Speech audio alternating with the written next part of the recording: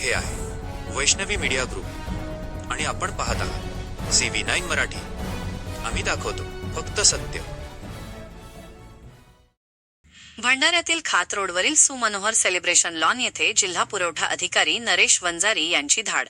घरगुती गॅस सिलेंडरचा बेकायदा व्यावसायिक वापर होत असल्याचे उघड.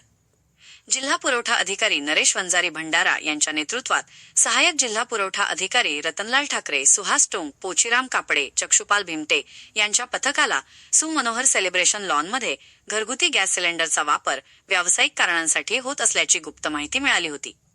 या माहितीच्या आधारे 26 डिसेंबर 2025 रोजी दुपारी 1 वाजताच्या सुमारास पथकाने या ठिकाणी अचानक धाड घातली. यात लॉनच्या किचनची तपासणी केली असता किचनमध्ये सर्व बर्नर एका पाईपद्वारे जोडलेले आढळले.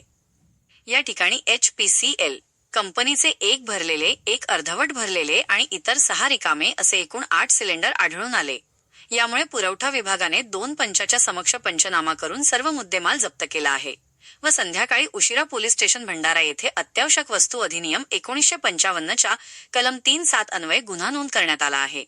यापुढे कोणीही घरगुती गॅसचा व्यावसायिक वापर करू नये. जर अशा प्रकारे घरगुती गॅसचा व्यावसायिक वापर होत असल्याचे आढळल्यास संबंधितावर योग्य कार्यवाही करण्यात येईल, असे आवाहन जिल्हा पुरवठा अधिकारी भंडारा यांनी केले. CV9 मराठी करिता अमृतलाल चरडे, मुख्य संपादक तुमसर.